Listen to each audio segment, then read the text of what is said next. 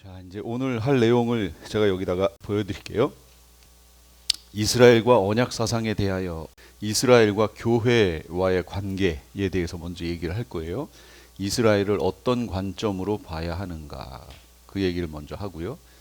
물론 요 앞에 부분에서는 지난주에 했던 거를 우리가 정리를 좀 해볼 거예요. 반드시 기억하셔야 됩니다. 그러니까 지난주에 하셨던 거하고 이 오늘 요거 할 거, 전반부에 할 거, 이 부분만 확실하게 하셔도 성경을 어떤 관점으로 봐야 되는지에 대한 얘기가 나옵니다.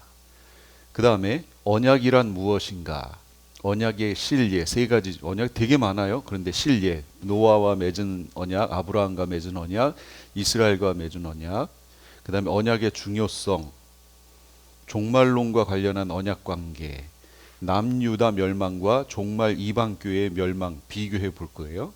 어떤가? 이런 내용들을 오늘 할 겁니다. 근데 사실은 이 부분은 1번 같은 경우는 오늘 없던 내용이에요. 근데 지난주에 제가 약속했잖아요. 그래서 이거를 집어넣어서 같이 하려니까 상당히 빠르게 서둘러야 할 수 있습니다. 그래서 오늘 좀 빠르게 한번 나가보도록 하겠습니다. 그러니까 지난주 거를 잠깐 정리해 보면 이래요. 하나님하고 우리 인간 사이에 문제가 발생했지요. 죄라는 문제가 발생했어요. 그래서 관계가 단절됐어요. 관계가 단절된 걸 우리는 영적으로 죽었다라고 표현하죠. 죽었다라고. 그러니까 죽었다라는 게 존재의 소멸이 아니라는 거죠. 사람들은, 육에 속한 사람들은 죽었다라는 것을 존재의 소멸로 이해하는 거예요. 그러니까 지금 괴로우면 죽으면 끝이지. 존재가 소멸되니까 끝이지. 이제 그런 괴로움이나 고통 없이 끝나는 거지. 이렇게 생각한단 말이죠. 그래서 자살하는 분들의 대부분은 죽었다라는 것을 존재가 소멸한다고 이해를 하는 거죠. 그런데 우리가 기독교인들이 생각하는 죽음이라는 것은 뭐냐? 그건 관계의 단절이에요. 그럼 먼저 우리가 하나님 앞에서 죽었다. 하나님하고 우리와의 관계가 단절됐다. 이거 말하는 거죠. 그래서 영적으로 죽었다. 하나님하고 우리 관계가 단절됐다. 지금 그걸 말하는 거예요. 그런 상태에 우리가 있었는데 그 관계를, 이 관계의 회복에 대해서 인간 편에서 할 수 있는 일이 있나요? 우리 편에서 할 수 있는 일은 아무것도 없어요. 전적으로 무능력해요. 그 부분에 대해서. 오직 하나님 편에서 선행적으로 뭔가를 하셔야 돼요. 우리 편에서는 할 수 있는 게 없으니까. 하나님 편에서 선행적 행동으로 화해를 시작하신다. 그걸 우리가 하나님의 예정이라고, 또 하나님의 주권, 이렇게 얘기하는 거예요. 일방적 작용이죠. 그러니까 다시 말하면 화해의 시작, 관계의 회복은 일방적 작용이에요. 우리 편에서 한 게 아무것도 없어요. 하나님 편에서 하시는 거죠. 여기까지 이해되셨죠? 이걸 칼빈주의라고 얘기하는 거예요. 칼빈주의가 관계 회복, 화해의 시작 부분을 정의한 내용이에요. 이게 이 하나님의 주권을 강조한 사상이죠. 이건 아주 좋았어요. 이건 좋았어요. 그 다음에 관계가 이제 회복됐어요. 그럼 이제 관계가 지속돼야죠. 관계의 지속. 이미 시작된 화해 관계의 지속에 필요한 거 뭐냐? 하나님 편에서 하실 일이 있고 인간 편에서 할 일이 있다. 그래서 쌍방적이다.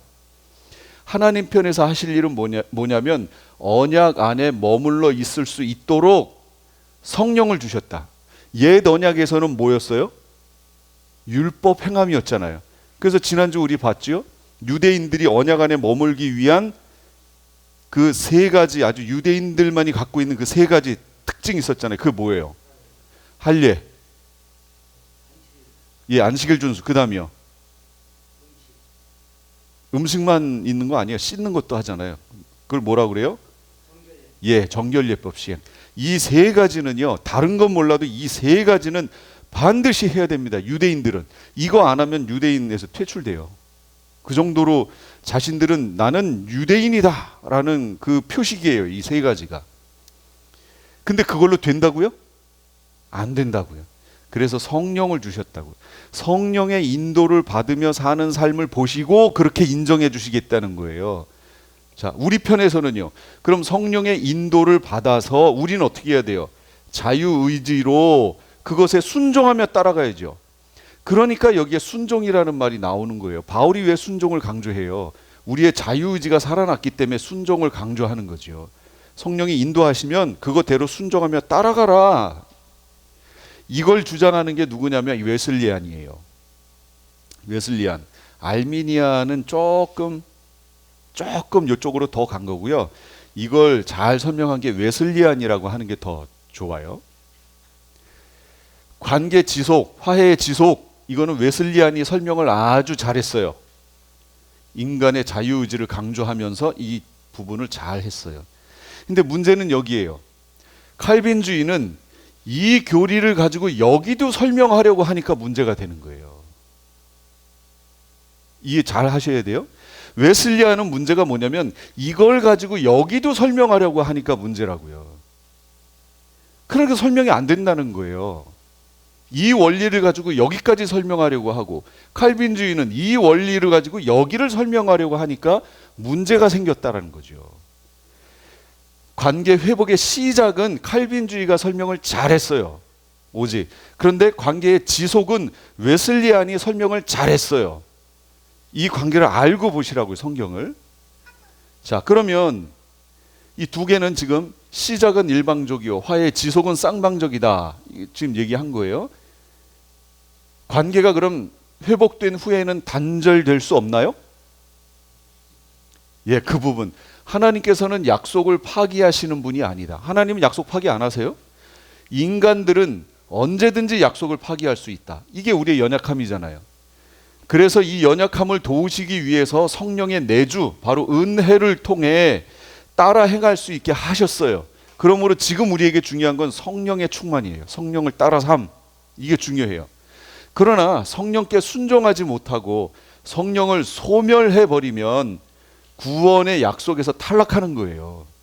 이게 성경에 나왔다고요. 저는 칼빈주의를 공부한 사람이에요. 그래서 이 부분을 무시했었거든요. 그런데 그 관점을 딱 내려놓는 순간 성경에 이 부분을 설명한 구절들이 얼마나 많은지 몰라요. 제가 깜짝 놀랐어요. 제가 그래서 지난번에 관점 얘기했던 거예요.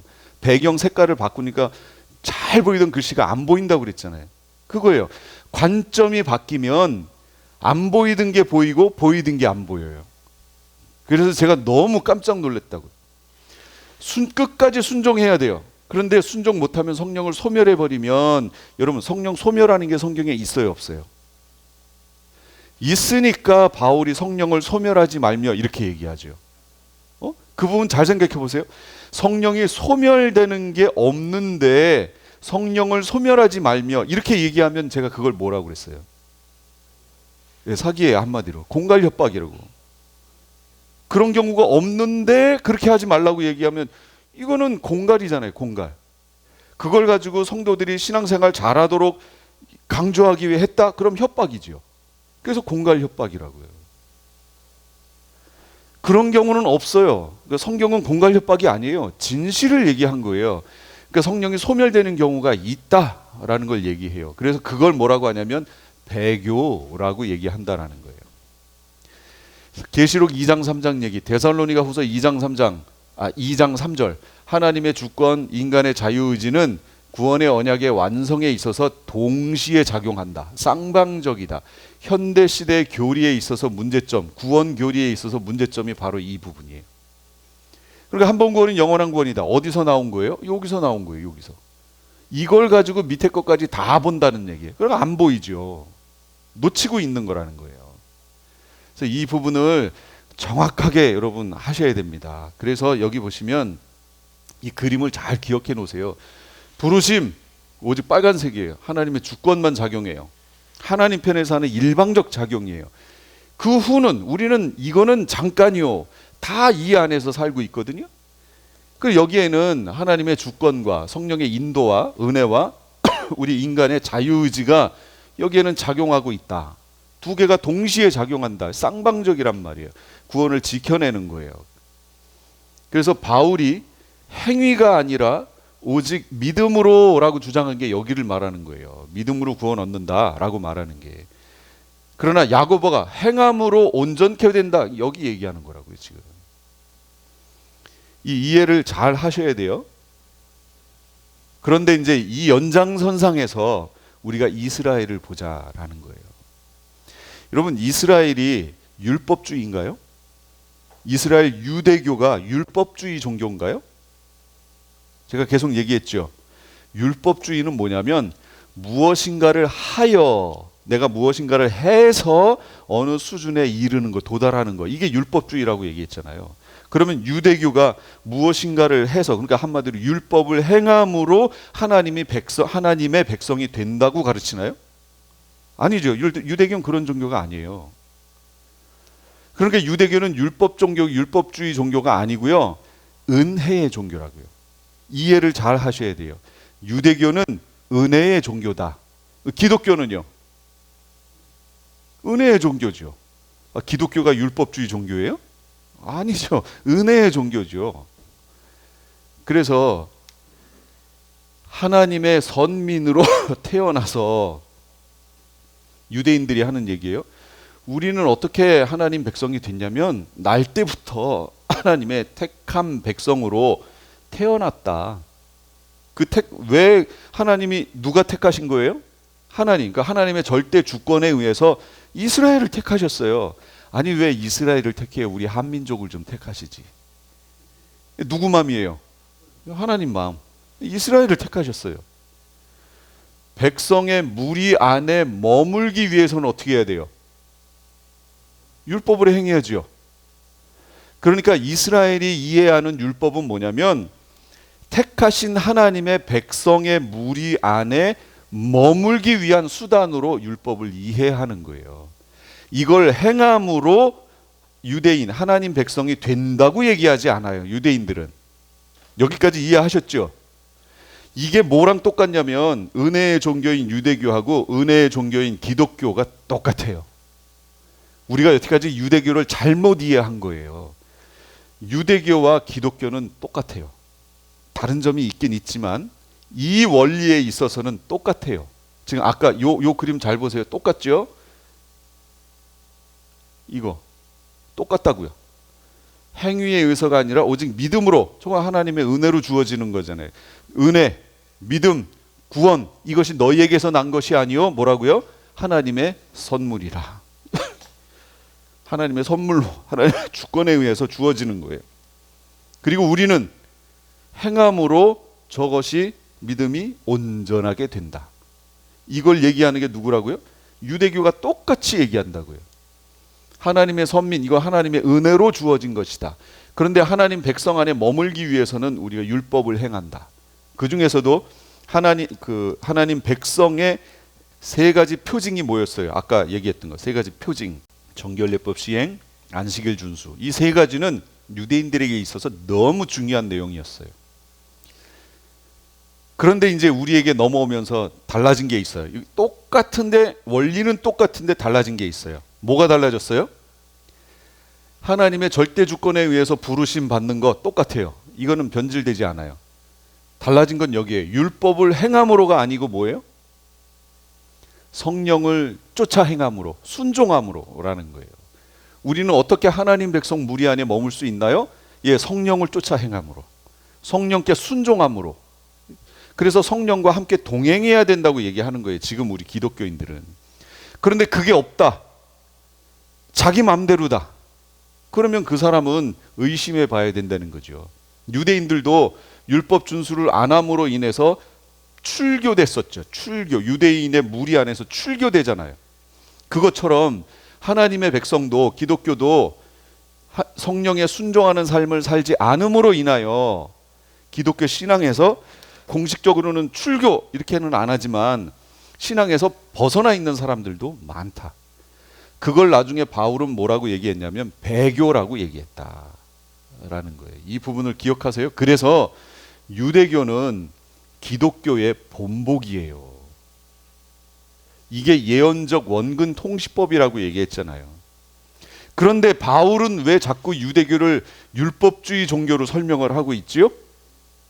그건 처음 초대교회에서 이 반응이 초대교회에서 이방 종교로 계시가 확대되는 단계에서 벌어졌던 과도기 때 있었던 현상이라는 거예요. 이 부분을 잘 이해하셔야 돼요. 과도기 때 유대인들은 이렇게 생각하고 있었는데 갑자기 이방인들이 자꾸 하나님 백성이라고 얘기를 하잖아요. 이방인들이. 그러니까 유대인들 입장에서는 하나님의 백성이 아니었던 이들이 하나님 백성 무리 안으로 들어온다고 자꾸 얘기를 하니 그러려면 어떻게 하라고요? 할례를 하고 들어와. 이 얘기예요. 이게 구약에 있었잖아요. 하나님 백성 아닌 택함받지 않은 그들이 자꾸 하나님 백성 무리 안으로 들어와서 나는 하나님 백성이야 라고 얘기를 하는 이방인들을 보면서 유대인들이 입장에서는 그게 아니고 아닌데? 그래서 이걸 찾은 게 어디예요? 출애굽기에 있는 내용. 이방인들이 이 유대인들의 무리 안으로 유월절 이걸 지키려고 한다면 어떻게 해야 되냐면 할례를 받고 들어와라. 그럼 똑같이 취급받는다. 그걸 얘기하고 다녔단 말이죠. 그걸 본 바울의 입장에서는 뭐예요? 구약에서는 다른 세대에서는 하나님이 안 가르쳐 주셨어. 사실은 안 가르쳐 줬다라는 말이 뭐냐면 계시를 밝혀 주시지 않았다 이걸 말하는 거예요. 계시는 있었어요. 여러분 할례가 무슨 뜻이에요? 할례가 표면적으로는 표피를 베는 거잖아요. 근데 그 의미가 뭐예요? 의미는 피 흘림, 분리잖아요. 분리. 그러니까 예수님이 십자가에 못 박혀 죽으셨고 그리고 다시 부활하셨고 이게 할례에 있는 의미예요. 그러니까 그 할례를 행한다는 것은 대속과 내가 다시 살아났다. 하나님 백성으로 살아났다. 그거 말하는 거거든요. 그러니까 할례라는 속에 이미 계시가 되어 있었어요. 근데 계시가 밝혀지지 않은 거죠. 몰랐던 거예요. 그러니까 단순히 그냥 육체에 하는 할례만을 생각하고 있는 거예요. 이스라엘은. 이 원리를 구약시대 다른 세대 속에서는 가르쳐 주시지 않았다고. 계시를. 그런데 신약으로 넘어오면서 예수 그림자로 있던 것들이 실체로 드러났잖아요. 그리고 나서부터는 사도들과 선지자들에게 가르쳐 주셨다고. 그러니까 바울 자기는 직접 주님으로부터 배운 거라는 거예요. 그게 뭐냐? 복음을 통해 들어가는데 율법을 행함으로 들어가는 게 아니라 복음을 통해 유대인과 함께 여기 유대인과 함께 지체가 되고 함께 또 뭐가 돼요? 상속자가 되고 함께 약속에 참여하는 자가 되는 거 복음을 통해서다.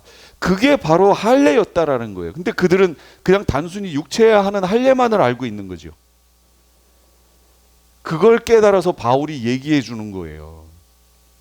그렇기 때문에 지금 이쪽에서 말하는 건 뭐예요? 우리 기독교에 말하는 게 할례를 받고 들어와 이거잖아요. 할례를 행함으로 하나님 백성이 돼 이걸 주장하고 있죠. 이게 뭐예요? 율법주의. 그러니까 바울이 이쪽에서 얘기할 때 그렇게 하나님 백성 되는 게 아니야. 이스라엘하고 원리가 똑같아. 그런데 똑같다는 걸 설명하는데 행함이라는 단어를 갖다 놓고 설명을 하니까 이제 여기서 우리 편에서 혼란이 온 거예요. 행함이 아니고 오직 믿음으로구나. 그 말 자체는 맞는데 그게 강조가 될 말이 아닌데 그 당시 과도기에 있어야 될 말을 지금에 와서 강조하는 거예요. 그러니까 복음이 변질된 거예요. 행함이 없어도 돼. 오직 믿음으로 받는 거야. 변질된 거예요. 행함이 왜 없어요? 있어야죠. 성령을 따라 삶 이게 행함이잖아요. 순종. 지금 교회는요. 야고보가 얘기한 관점으로 행함으로 온전케 된다라고 하는 이 원리로 교회에서 선포해야 되는 거예요. 지금. 그래야 삶이 따라올까 말까인데 행함이 없어도 된다고 지금 계속 자꾸 얘기를 하니 행함이 없는 거예요. 교회는, 기독교는. 오히려 다른 종교에서 행함이 훨씬 많아요. 그러면 야고보가 뭐라고 그랬어요? 행함이 없는 네가 한번 네가 믿음이 온전한 거 한번 증거해봐라. 행함이 있는 나는 행함으로 얘기해 줄게. 얘기하는 거예요. 그러면 기독교는 할 말이 없다고요. 정말로 할 말 없어요. 그 신앙 가짜거든요. 정말로 가짜 신앙이거든요. 근데 한국 기독교가 거기에 빠져 있는 거죠. 그리고 이런 식으로 행함을 해야 된다고 그러면 그건 또 다른 알미니안적 성경 해석이라고 얘기하는 둥 아주 율법주의, 또 다른 율법주의라는 둥 이런 식으로 반응을 한다는 거예요. 그러나 차이점은 있어요. 뭐랑 차이점이 있냐면 로마 카톨릭하고 차이점이 있어요. 로마 카톨릭은 반 하나님의 은혜 50%, 그 다음에 내 행위 50% 이렇게 얘기하죠. 그래서 100%가 돼서 구원 얻는다고 얘기하죠. 그게 반 펠라기오스잖아요. 기독교 여기서 말하는 그 은혜는 구원은요 그렇게 얘기하는 게 아니에요. 100% 하나님의 주권, 우리가 100% 하나님의 주권으로 그 하나님 백성 무리 안으로 들어왔죠. 우리가 뭘 해서 들어왔어요? 100% 하나님의 은혜로 들어왔어요. 이제부터 우리는 뭐 하라고요? 이 100% 하나님이 우리에게 주신 것을 행위로 지켜내는 거예요. 그걸 행함으로 부족했던 게 채워지는 게 아니고 100% 하나님의 은혜로 들어왔던 것을 행함으로 지켜내는 거예요. 이 점수를 줄 때 교수님들 중에는 점수를 줄 때 이 두 가지 방식이에요. 어떤 한 분은 시험을 보든 과제를 하든 그래서 그 과제에다가 또는 시험에다가 점수를 매겨서 그 점수를 합산하여 100점 만점에 몇 점 하고 점수를 주지요. 그런데 하나님은 그렇게 점수 주시지 않아요. 그냥 다 100점을 주세요. 다 100점. 그리고 그 사람이 잘못할 때마다 그 잘못한 점에 대해서 점수가 깎이는 거예요. 교수님들 중에도 그렇게 점수 주는 분들이 있어요. 다 100점. 근데 뭐에 특별히 걸렸어. 어떤 부분이 안 좋아. 그럼 그 부분에 대해서 점수를 깎는 거죠. 이 성경의 원리는 그거라는 거죠. 그런데 그 깎였던 부분을 우리가 회복할 수 있나요? 예, 회복할 수 있어요. 그게 바로 회개의 은혜, 우리에게 면제권이 있다고 얘기했잖아요. 그게 우리에게 있다고요. 그러니까 우리는 언제든지 100점을 유지할 수 있다라는 거예요. 부족한데. 그러니까 이거 다 하나님의 은혜잖아요. 우리가 그렇게 하느냐 안 하느냐에 달린 거죠. 자, 이건 지난주에 한 거를 정리한 거예요. 오늘 할 거는 이제 이스라엘을 어떻게 해석해야 되는가. 여러분 이거 유튜브에 찾아보시면 없어요. 이스라엘을 정리해 주신 분들이 없더라고요. 그래서 어쩔 수 없이 제가 계시록을 공부하다가 계시록 이스라엘을 이런 관점으로 봐야 되는구나. 이걸 같이 나눠야 되겠다 싶어서 하는 거예요. 자, 이스라엘이 있습니다. 이 이스라엘이 상징이냐 실제냐라는 거죠. 여러분은 어떻게 보세요? 성경에는 이스라엘이 있잖아요. 그리고 저 중동에 이스라엘이 있죠. 그러면 그 이스라엘을 실제로 봐야 돼요? 상징으로 봐야 돼요? 여기 계신 분들은 이제 다 실제라고 말이 나오죠. 한국 성도들의 대부분은 다 상징이에요. 대부분은. 그래서 이렇게 이걸 상징으로 보는 것을 대체신학이라고 얘기하는 거예요. 흔히 우리가 장로교, 감리교, 성결교, 침례교, 한국에 그렇게 말하는 그 모든 대부분의 교파는 다 대체신학이에요. 다 이스라엘을 상징적 해석으로 해요. 그리고 종말관이 대체적으로 상징으로 보는 분들은 무천년적이고 후천년적이에요. 대부분 이스라엘을 저렇게 봐요. 그런데 아니다. 이스라엘은 실제다. 실제 이스라엘이다. 이렇게 해석하는 분들이 있는데 이렇게 해석하는 분들은 희한하게도요. 종말관이 다 전천년적이에요. 근데 실제로 보는 데에는 두 가지가 있습니다. 이스라엘과 우리 이방교회는 분리되어 있다. 나눠져 있다. 이렇게 보는 관점이 하나 있고 아니다. 연합적이다. 하나다. 하나. 이렇게 보는 거예요. 여러분은 뭐예요? 제가 이 색깔로 해놓으니까 따라가시는 거죠. 예, 이게 제 관점이라는 걸 지금 보여드리는 거예요. 분리라고 하는 걸 이게 어디냐면 이게 세대주의예요. 그리고 연합이라고 말하는 것, 이게 연합에는 두 가지가 있어요. 이스라엘을 떠받드는 형태. 그게 아니고 온 열방이 하나다라고 얘기하는 관점. 오늘은 이 네 가지 관점, 이스라엘을 바라보는 이 네 가지 관점을 제가 설명을 드릴게요. 그러면 여러분들이 보시고 아까 앞에서 설명했던 구원관하고 이 이스라엘에 대한 관점만 정확히 딱 가져도요. 여러분 설교 듣는다든지 뭐 하시면서 이분이 어떤 관점에서 이렇게 지금 얘기하시는구나. 나는 어떻게 이걸 받아들여야 되는구나. 정리가 되실 거예요. 그러면 먼저 대체 신학부터 한번 같이 보도록 하겠습니다. 여기 대체 신학은 신학에서는 대체 신학이라는 말이 없어요. 없어요. 대체 신학이. 대체 신학은 상징적으로 보는 거라고 그랬잖아요. 이스라엘을 실제적으로 보는 측 있잖아요. 보는 측. 예를 들면 아까 세대주의라든지 이런 쪽, 이쪽에서 상징적으로 보는 사람들을 가지고 내린 그 평가가 뭐냐면 그들은 대체 신학이다 이렇게 얘기하는 거예요. 그래서 저도 마땅히 부를 용어가 없는 거예요. 그래서 대체 신학이라고 그냥 얘기했어요. 간단하게. 그러나 저건 신학적인 정통 용어는 아니다라는 것 꼭 기억을 하세요. 자, 대체 신학이 발생한 원인. 첫째, 성경에 대한 상징적 해석의 등장과 강화. 뭐냐? 알렉산드리아의 필로라고 하는 사람이 있어요. BC 20년, AD 50년. 그러니까 이분은요, 예수님이 BC, 지금 우리가 흔히 알고 있는 방식대로 하면 BC 4년, AD 한 29년 뭐 이렇게 얘기하거든요. 그러니까 예수님이 사신 그때의 동시대에 같이 살았던 사람이죠. 근데 이 사람은 어디 살았냐면 알렉산드리아에 살았어요. 여기 알렉산드리아는 어디냐면 이집트에 있는 거예요. 이집트에, 이스라엘에서 내려오면 이집트잖아요. 그 이집트에서 지중해로 있는 여기 뾰족하게 나와 있는 여기 부분 얘기하는 거예요. 항구 도시예요. 이 알렉산드리아는 거기만 있는 게 아니에요. 알렉산드리아는 많아요. 무슨 말이냐면 알렉산더가, 헬라의 알렉산더 그 왕이 점령했던 도시들 말하는 거예요. 여기 거쳐갔다. 그래서 알렉산드리아라고 얘기했어요.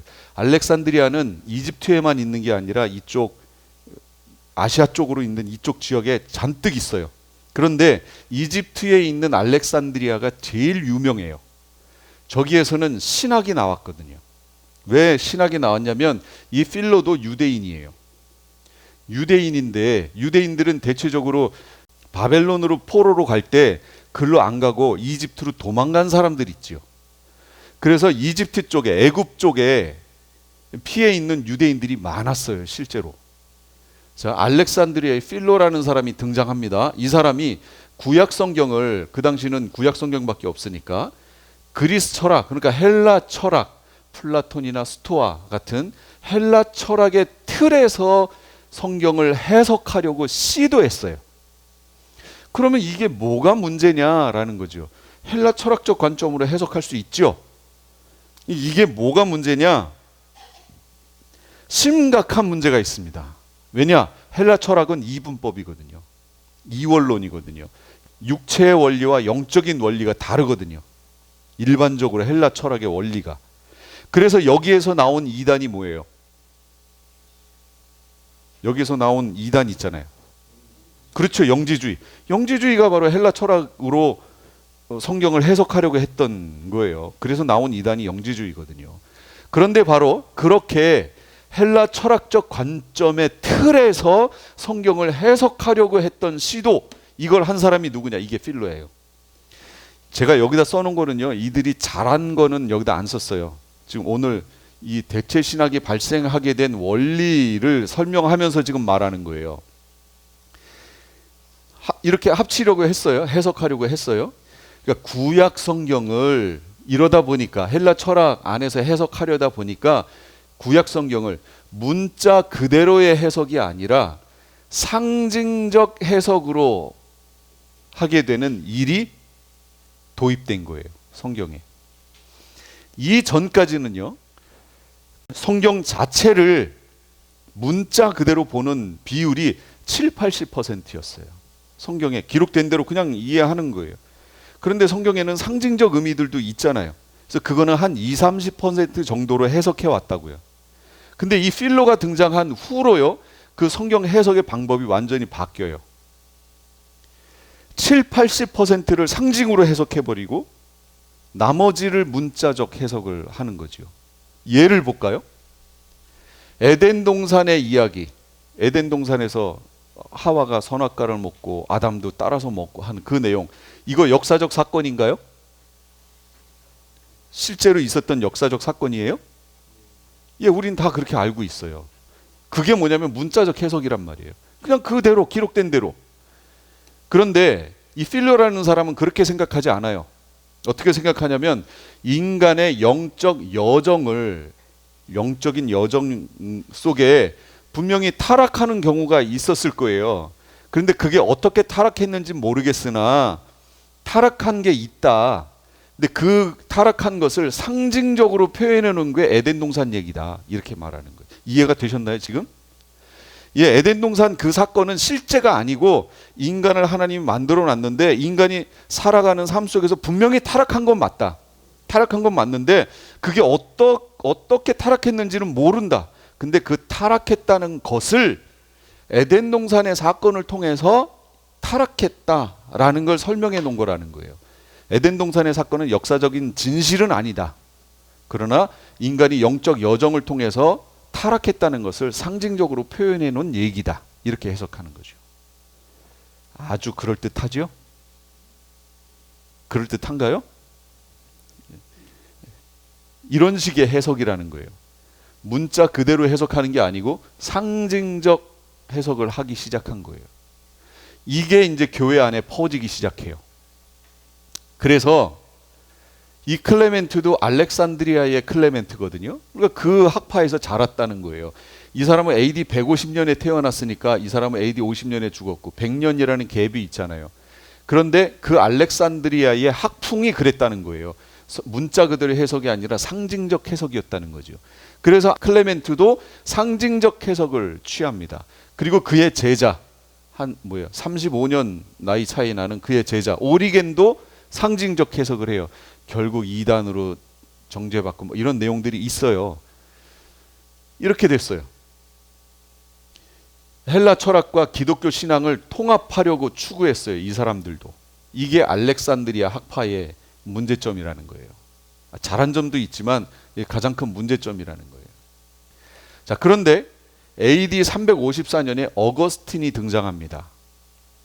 354년, 여기는 지금 AD 50년, 약 300년 차이 나고 오리겐 같은 경우는 254, 354, 그러니까 100년 차이 나잖아요. 그 후에 어거스틴이 태어났어요. 그런데 어거스틴은 처음에 기독교인이 아니었잖아요. 그를 전도한 사람이 누구냐면 암브로시우스라는 사람이에요. 이 주교가 어거스틴을 기독교로 개종시켰단 말이에요. 그런데 이 암브로시우스의 성경 해석 방법은 알레고리적 성경 해석을 하는 사람이에요. 알레고리적이라는 게 비유적 해석이라는 거지요. 이게 다른 말로 뭐예요? 상징적 해석한다는 얘기예요. 상징적. 이 암브로시우스가 자란 환경도 상징적 성경 해석을 하는 사람이에요. 근데 이 사람이 어거스틴을 전도했어요. 그러면 어거스틴은 어떤 학풍을 가질까요? 역시 알레고리적 해석하는, 상징적 해석을 하는 그 풍을 갖겠죠. 어거스틴은 헬라 철학과 기독교를 결합하여 더 발전된 신학을 추구했어요.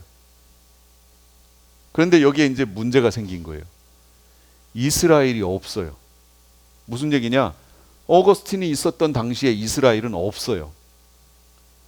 AD 70년 성전 붕괴됐을 때, 무너졌을 때, 그리고 그 후로 AD 135년에 바르코크바 반란이 일어났을 때 로마가 다시 예루살렘을 점령하면서 그 안에 있던 이스라엘 사람들, 유대인들 다 어떻게 했어요? 밖으로 추방해 버렸어요. 아무도 거기 못 들어가게 만들었고 이스라엘이라는 나라 자체가 분해가 돼 버렸어요. 없어졌어. 이렇게 135년, 어거스틴은 354년에 태어났잖아요. 200년도 더 됐어요. 이스라엘이 사라진 지가. 이스라엘이라는 나라는 역사 속에서 완전히 사라졌습니다. 그런데 성경에는 이스라엘이 있어요. 그런데 성경 해석의 풍은 상징적이에요. 그 환경에서 어거스틴이 태어났다고요. 그러면 어거스틴은 신학을 어떻게 펼쳐갈까요? 이스라엘을 실제로 해석할까요? 상징으로 해석할까요? 당연히 상징으로 해석하죠. 대체 신학이 자연스럽게 시작되는 거예요. 그 다음에 종교개혁이 AD 1517년이에요. 이들이 내놓았던 모토가 뭐냐면 초대교회로 돌아가자 했단 말이에요. 근데 실상 교회사에서의 초대교회는 어디냐면 AD 30년에서 325년 니케아 종교회의까지가 초대교회거든요. 근데 어거스틴은 354년이잖아요. 그 후에 태어난 세대란 말이에요. 근데 종교개혁 할 때 어디로 돌아갔냐면 초대교회로 돌아가자 해놓고 어디까지밖에 못 가냐면 어거스틴 신학까지밖에 못 가요. 이게 종교개혁이에요. 초대교회로 못 갔어요. 초대교회로 갔으면 종말관이 달라졌겠죠. 대체 신학적 관점이 아니고 상징적 관점이 아니고 실제적 관점으로 갔겠죠. 이 종교개혁의 그 영향 하에서 지금 우리가 온 거 아니에요. 지금 우리가 있는 거 아니에요. 그러니까 대부분의 교회는 어떻게 해석한다고요? 상징적 해석으로 성경을 해석하여 지금 교회에서 퍼지고 있는 내용들이라는 거예요. 이 관점으로 다 본다는 거예요. 대체 신학. 그래서 그들은 이렇게 얘기하는 거죠. 하나님은 이스라엘과 언약하셨다. 그런데 이스라엘이 거부했다. 불순종했다. 그래서 하나님이 이들을 버리시고 이방 교회를 택하셨다. 십자가로 하나님과 화목케 하셨다. 그래 바로 이 이스라엘 이방 교회가 영적 이스라엘이 되는 것이다. 이스라엘과 언약하셨던 그 언약은 이제 우리 영적 이스라엘인 우리에게 이방 교회에게 적용된다. 이 해석이 뭐예요? 이게 대체 신학적 관점. 장로교든 감리교든 다 여기에 해당해요. 지금 성경이 이렇게 해석하고 있다고요. 이거는 성경적이지 않아요. 자, 그다음에 자, 여기 보시면 그다음 지금 이거 설명했어요. 위에 실제라고 보기는 보나 분리적 관점으로 이스라엘을 이해하는 거예요. 이게 뭐냐면 세대주의란 말이에요. 그럼 세대주의 내용을 좀 볼게요. 세대주의란 성경 구속의 역사를 7세대로 나누어 각 시대별로 구원 얻는 방법이 다르다라고 주장하는 거예요. 그래서 이렇게 돼요. 무죄시대, 양심시대, 정부시대, 약속, 율법, 은혜, 메시아 왕국, 그 다음 마지막에 새하늘과 새 땅인데요. 지금 우리는 여기 은혜 시대에 살고 있다. 그런데 이 세대주의에서의 이 해석의 내용이 뭐냐면 율법 시대에 있는 모든 것들은 그 다음 시대인 은혜 시대에 아무런 영향력을 미칠 수 없다 이거예요. 우리는 그러므로 은혜 시대에 살고 있기 때문에 그 전 시대의 유물인 율법은 우리 시대에 아무런 영향력을 미칠 수 없다. 이게 이 세대주의의 주장이에요. 이해가 되셨어요? 잘 이해하셔야 돼요. 그러므로 율법을 행한다라든지 이거 주장하면 안 된다라는 거예요. 지금 이 시대에 그럴듯하게 비슷하게 맞아가는데 전제 자체가 이렇게 돼 있다고요. 그래서 이 원리 하에서 나온 게 뭐냐? 그 이단이 이게 구원파예요. 구원파가 여기에서 한국으로 와서 이 세대주의적 관점이 미국에는 세대주의적 관점이 많잖아요. 그 관점을 갖고 있던 그들이 대부분 선교사였단 말이에요. 우리나라 들어올 때. 그때 그들이 와가지고 전해준 게 이 관점이에요. 이걸 전해주면서 이 원리 율법 시대에 있었던 율법의 원리는 은혜 시대에 영향을 미칠 수 없다. 그러므로 우리가 은혜로 구원받았으니 구원받은 후에 우리의 삶은 율법과 아무 상관이 없다. 우리는 그냥 은혜로 구원받는 거다. 믿음으로 구원받는 거다. 그 원리예요. 마치 뭐랑 비슷해요? 장로교에서 말하는 그 칼빈주의하고 비슷하잖아요. 그러므로 믿음 후에 우리의 행위는 구원에 영향을 미치지 않는다. 그래서 한 번 구원받으면 영원히 구원이다. 이 말하는 거. 이게 구원파 교리라고요. 구원파가 세대주의에서 나온 거예요. 그 다음 우리는 지금 마지막 메시아 왕국 시대를 바라보고 있다. 우리는 6번째 시대에 살고 있는데 그 다음은 바로 메시아 왕국 시대다. 이렇게 얘기하는 거예요. 그런데 이들이 실수한 아주 큰 게 있어요. 이거예요. 성경은 이스라엘 민족 이야기와 교회 이야기라는 두 개의 서로 다른 이야기를 말한다. 예수님의 초림은 오직 이스라엘만을 위한 것이었다. 예수님 초림 당시에는 오직 이스라엘만 있었잖아요. 하나님의 택한 백성으로. 예수님의 초림은 오직 이스라엘만을 위한 것이었다. 그때 이스라엘이 예수님을 받아들였다면 메시아 왕국이 시작됐을 것이다. 그러니까 예수님이 초림 때 왜 오셨냐면 이스라엘과 함께 메시아 왕국을 펼치기 위해서 오셨다라는 거예요. 그런데 이스라엘이 어떻게 해요? 예수님을 받아들이지 않아요. 그래서 예수님은 하늘로 돌아가신 거예요. 자기 백성이 받아주길 원했는데 안 받아주니까 행 하고 돌아가신 거예요. 그리고 이방인들에게 그 구원의 시간이 주어진 거예요. 그래서 그걸 이방인의 때라고 얘기한다는 거죠. 하여튼 성경에 있는 내용을 그럴듯하게 다 갖다가 넣었어요. 그러나 남은 한 일에는, 그건 7년 환란은 남은 한 일회잖아요. 70일회 중에 하나. 그 70일에는 누구를 위해 주신 시간이에요? 이스라엘. 이스라엘을 위한 시간이니 환란 전에 이방 교회는 휴거되어 올라간다. 이방인을 위한 시간이 아니다. 그거는 이스라엘을 위한 시간이다. 그래서 마지막 7년 환란 전에 이방 교회는 휴거되어 올라간다. 그래서 환란 전 휴거를 얘기하는 거예요. 이해가 되셨나요? 이게 세대주의의 원리예요. 근데 여기 문제점이 뭐가 있어요? 예수님을 받아들였다면 메시아 왕국이 시작됐을 것이다. 그런데 받아들이지 않아서 예수님은 돌아가 버리고 이방인들에게 시간이 주어졌다. 만약에 이들이 메시아를 받아들여서 메시아 왕국이 시작됐다면 이방인의 구원의 시간은 없었다라는 거죠. 결론적으로. 그러니까 우리에게 하나님이 주신 시간은 이스라엘이 거부하는 바람에 덤으로 생긴 시간이에요. 거부 안 했으면 우리한테 시간이 안 생겼던 거예요. 그럼 뭐가 이상하지 않아요? 하나님이 이스라엘이 거부할 거를 몰라서 예수님의 초림 때 이런 일들이 벌어진 거예요? 하나님이 그렇게 무지해요? 하나님은 전지하신 분인데 이건 뭐가 하나님의 속성에 문제가 생기잖아요. 이게 제가 얘기한 게 아니에요. 그래서 제가 근거를 가지고 온 거예요. 요한계시록 바로 알기라는 책이에요. 이게 책의 일부예요. 제1장 유대인의 역사와 예언을 통한 증거 페이지 53페이지. 이거 세대주의적 관점의 요한계시록 서적이거든요. 제가 이렇게 해놓고 이 뒤에다가 막 물음표 해놓은 거 이거 다 지우고 제가 여기만 딱 가져온 거예요. 유대인들에게 하늘에서 임하는 땅의 왕국을 주시려는, 하늘에서 임하는 땅의 왕국이 뭐예요? 이게 메시아 왕국 말하는 거죠. 이 왕국을 주시려는 예수 그리스도의 초림이 있었지만 결국 그 왕국은 거부되었다. 누구에게? 이스라엘에게 거부되었다. 그래서 천년 왕국으로 연기되었다. 하나님의 계획이 연기됐다는 거예요. 여러분 이게 말이 돼요? 이게 하나님의 전지전능에 대해서 이건 무시하는 얘기예요. 그래서 세대주의가 문제라고 얘기하는 거예요. 저는 이 관점으로 성경 보면 안 되겠구나. 이거죠. 이스라엘과 이방 교회는 단절된 거예요. 전혀 서로 관계점이 없어요.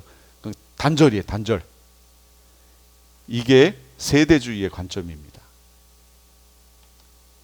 그 다음에 지금 여기까지 두 개 다 봤어요. 이제 이 관점을 볼 차례입니다. 분리가 아니라 하나다. 연합이다. 연합적 관계인데 이건 무슨 얘기냐면 이런 그림이에요. 이방 교회가 이스라엘을 어떻게 해야 돼요? 떠받들어야 돼요. 떠받드는 거. 그림을 잘 이해하셔야 돼요. 자, 이렇게 놓고 보면 이제 이해가 쉽지요. 이방 교회가 이스라엘을 이렇게 떠받들어야 된다는 거예요. 너를 축복하는 자에게 내가 복을 내리고 너를 저주하는 자에게는 내가 저주하리니 땅의 모든 족속이 너로 말미암아 복을 얻을 것이다. 너로 말미암아. 이게 누구예요? 아브라함 말하는 거지. 아브라함. 그러니까 이스라엘은 아브라함의 자손이니까 이스라엘을 복 빌어야 우리도 복 받는다. 이런 얘기예요. 예루살렘을 위하여 평안을 구하라. 예루살렘을 사랑하는 자는 형통하리로다. 이거 주장하는 사람들 요즘 많잖아요. 그렇죠? 그래서 제가 어느 모임에 갔는데 거기에 이런 교육을 하는 그런 팀들이 왔나 봐요. 그래서 어떤 남자분 한번 집사님이라고 그랬나? 장로님이라고 그랬나? 그분이 이렇게 나오시더니 모럴 설명을 다 하신 다음에 여러분 이스라엘을 축복하는 사람들이 복을 받습니다. 이렇게 얘기를 하시는 거예요. 그래서 제가 이분은 이스라엘을 인정을 하기는 하되 이스라엘이 뭐가 돼 있는 거예요? 우상이 돼 있는 거잖아요. 우리가 복 받기 위해서 이스라엘을 복 빌어야 되는 거예요? 그럼 이스라엘은 우리가 복 받기 위한 수단이에요? 종교죠, 이거 종교. 이렇게 돼 있다는 거예요. 지금 이스라엘을 이런 관점으로 이해하는 사람들이 있다는 거예요. 분명히 그걸 가르치는 단체에서는 이렇게 안 가르쳤을 거예요. 그런데 표현을 이렇게 한다라는 거예요. 이스라엘을 우리가 떠받들어야 되는 것처럼. 아니에요. 이건 아니에요. 정말로 아니에요. 여러분, 예루살렘의 평안을 구하라. 위하여 평안을 구하라. 예루살렘을 위해 평안을 구하라. 여러분, 예루살렘에 평안이 있어요? 지금 평안이 있어요? 없어요. 그럼 이게 언제까지예요? 언제까지 평안이 없을까요? 성경을 보시면 끝까지예요. 끝까지. 어디 끝까지? 예수님 재림하시기 전까지. 없어요. 이게 하나님 계획이에요.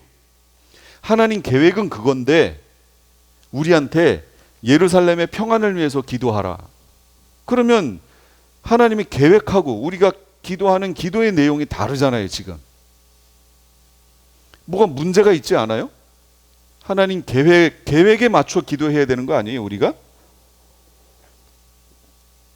그런데 성경에서는 끝까지 평안함이 예수님 재림 때까지 없다고 지금 얘기하는데 우리한테 예루살렘을 위해서 평안을 구하라라고 지금 얘기했단 말이죠. 그럼 이거 빨리 알아들어야죠. 뭘 알아들어요? 스가랴, 사람이 그 가운데 살며 다시 저주가 있지 아니하리니 예루살렘이 평안히 서리로다. 여러분, 예루살렘이 평안히 서는 스가랴 14장 여기 이 얘기가 어디 얘기인 줄 아세요? 예수님이 재림하신 후 얘기하는 거예요. 아마겟돈 전쟁을 평정하신 후 얘기를 지금 하는 거예요. 이게 이때 가서야 예루살렘이 평안히 서리로다 그렇게 얘기하시거든요. 그러면 시편에 있는 예루살렘을 위하여 평안을 구하라라고 하는 이 내용이 무슨 기도냐라는 거죠. 지금 중동에 있는 저 이스라엘의 평안이 있기를 기도하라는 내용이 아니라는 거죠. 뭐예요? 예수님 재림 후에 펼쳐질 메시아 왕국을 위해서 기도하라는 내용이란 말이에요, 이게. 그런데 이런 내용들을 갖다가 어디다 쓴다고요? 우리가 복받기 위한 수단으로 갖다가 쓴단 말이죠. 이러면 안 된다고요, 이러면. 그런데 이스라엘을 그렇게 이해하고 그렇게 섬기는 사람들이 있어요. 섬기는 사람들이 있어요. 안 돼요. 이거 성경적이지 않아요. 정말로 성경적이지 않습니다. 이스라엘을 잘못 오해한 거예요. 자, 그러면 마지막으로 우리는 이스라엘을 어떻게 봐야 되느냐? 제가 이렇게 색깔을 다르게 했잖아요. 이렇게. 예, 이게 이제 결론이에요. 그래서 아까 서두에 말씀드렸던 구원관하고 이 관점으로 우리가 이 이스라엘을 이해하는 이 관점을 여러분 정확하게 갖고 계셔야 돼요. 다른 건 몰라도. 자, 이건 뭐냐? 하나의 이야기를 계시의 점진적 관점에서 2번 하셨다라는 거예요. 성경은 이걸 제가 예언적 원근 통시법이라고 자꾸 얘기하잖아요. 하나의 얘기를 계시는 점점 확대되는 거죠. 그 관점에서 2번 반복하신 거예요. 성경적으로 볼게요.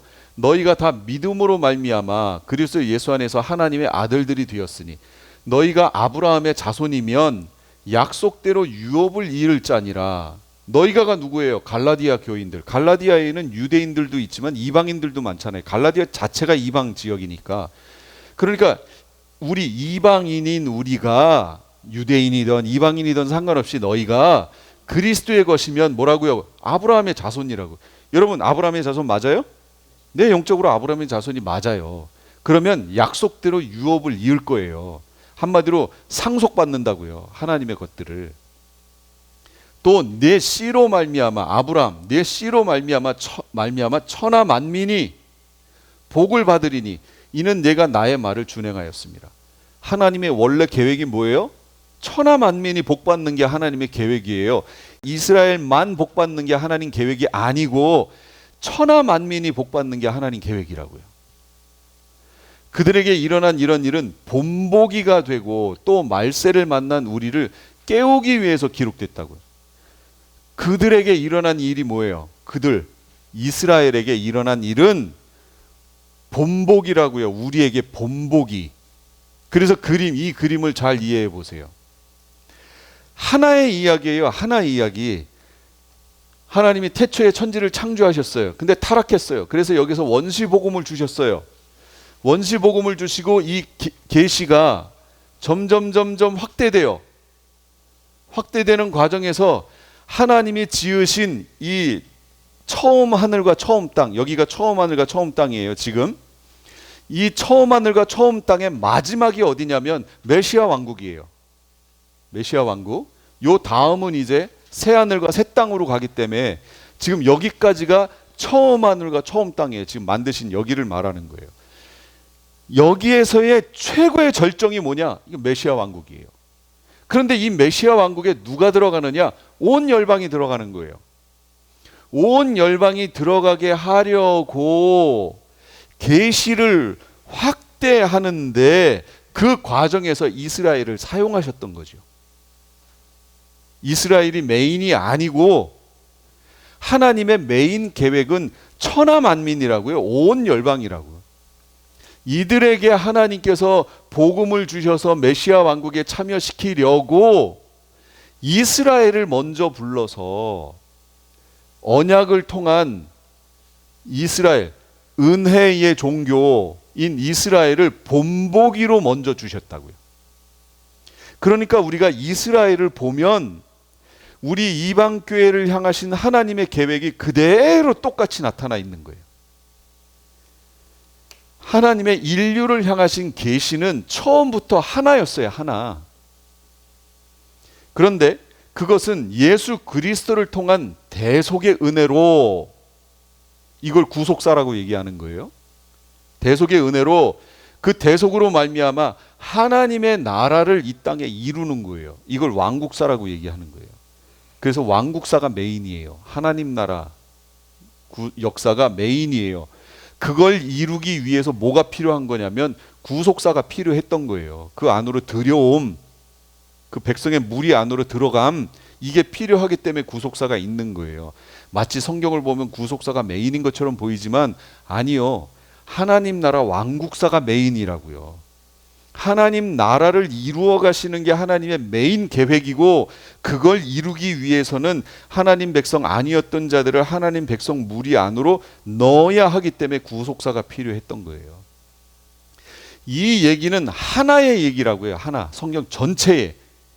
그런데 그것에 대한 본보기로 이스라엘이라는 한 민족을 택해서 거기에다가 약속을 담아 두시면서 이 전체 얘기를 이스라엘에게 먼저 하셨던 거예요. 이해가 되시죠? 예. 그게 확대되어 이제 우리 온 열방에 복음이 전해지는 거예요. 그래서 이스라엘은 본복이에요. 옛 언약, 율법은 새 언약의 본복이에요. 그래 공통점이 있어요. 하나님의 미리 계획하심, 이걸 우리 부르심, 하나님의 절대 주권이라고 얘기하지요. 하나님의 인도, 이거 은혜, 이거 역시 하나님의 주권적인 역사지요. 성령의 인도함을 받잖아요. 성도가 그것에 대해서 순종하는 거, 예, 자유의지로 순종하는 거죠. 그런데 나중에 배교 현상이 있어요. 은혜에서 떨어져 나감. 이스라엘 떨어져 나가잖아요. 배교 보이시죠? 똑같다고 얘기했어요. 본복이라고 제가 얘기했어요. 그렇다면 이스라엘에서 이런 것들이 있었다면 이방 교회인 우리에게도 이런 현상이 있을까요? 있지요. 당연히 있지요. 근데 왜 배교가 없다고 얘기하냐는 얘기예요. 한 번 구원이 영원한 구원이라는 말도 안 되는 교리를 왜 얘기하냐라는 거예요.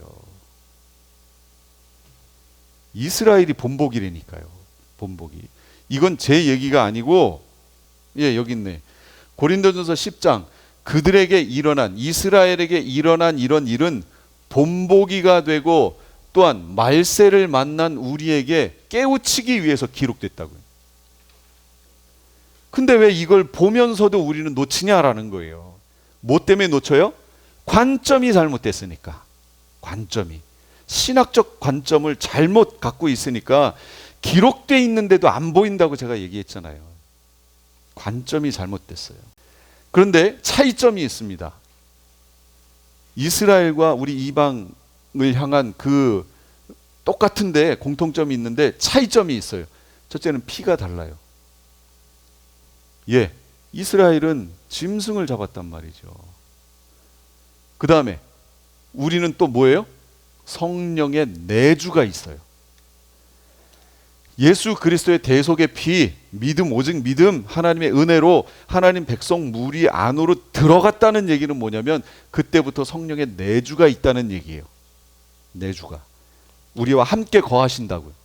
그러므로 바울이 말하는 게 뭐예요? 성령을 소멸하지 말라고. 그래서 나오는 거예요. 성령이 내주하기 때문에. 그 성령이 우리를 진리 가운데로 인도한다고요. 의가 뭔지 가르쳐 주시고 죄가 뭔지 가르쳐 주신다고요. 그럼 우리는 어떻게 해요? 순종해야죠. 구약에서는 그걸 어떻게 했어요? 율법 조항을 외워서 지켜야 했던 거예요. 왜? 성령의 내주가 없으니까. 율법 조항을 지켰어야 돼요. 근데 지금 우리는 그게 아니라 로마서 우리 육신의 연약함으로 말미암아 우리가 할 수 없다고 얘기하잖아요. 율법의 의는 조항을 지켜서 하는 거는 우리가 할 수 없어요. 그래서 율법의 의에 도달할 수가 없어요. 근데 지금 우리는 어떻게 율법의 의에 도달해요? 성령의 내주, 성령의 인도를 순종하여 삶으로 그렇게 사는 것을 하나님이 율법의 의를 이루는 것으로 인정해 주신다고요. 이게 차이점이에요.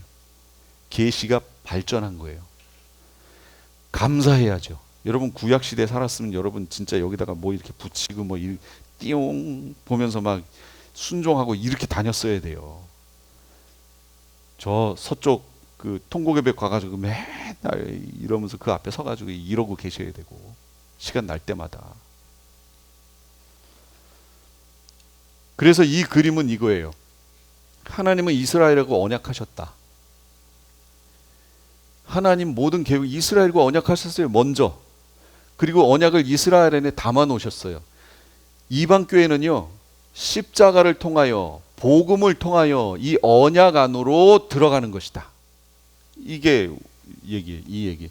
언약 안으로 들어가는데 복음을 통해 십자가로 들어가는 것이다. 그래서 둘이 하나가 되어 같은 지체가 되고 함께 상속자가 되고 함께 약속에 참여하는 자가 되는 것, 이게 성경의 원리라고요. 이거. 그래서 이제부터는 우리와 이스라엘을 실제적으로 봐야 할 뿐만 아니라 우리와 같다. 역시 우리도 하나님께 택함 받은 아브라함의 족속이다. 자손이다. 똑같은 개념으로 봐야 한다라는 거죠. 이게 우리가 성경을 봐야 하는 관점이에요. 그러면 이스라엘로서 하나님 백성으로서의 지켜야 할 것들을 우리도 그대로 그 형식 그대로 해야 돼요. 차이점을 정확히 인식하고 율법 조항을 지키는 게 아니고, 만약에 조항을 지켜야 한다면 지금 우리도 할례 받아야 돼요. 안식을 준수해야 되고요. 정결례법 시행해야 돼요. 그런데 지금은 그게 아니다. 그건 율법 조항이다. 이제는 어떻게 해요? 성령이 인도하시는 대로. 자, 여기까지 하고 잠시 쉬었다가 이제 언약과 약속에 대한 얘기를 좀 같이 해볼게요. 잠시 쉬겠습니다.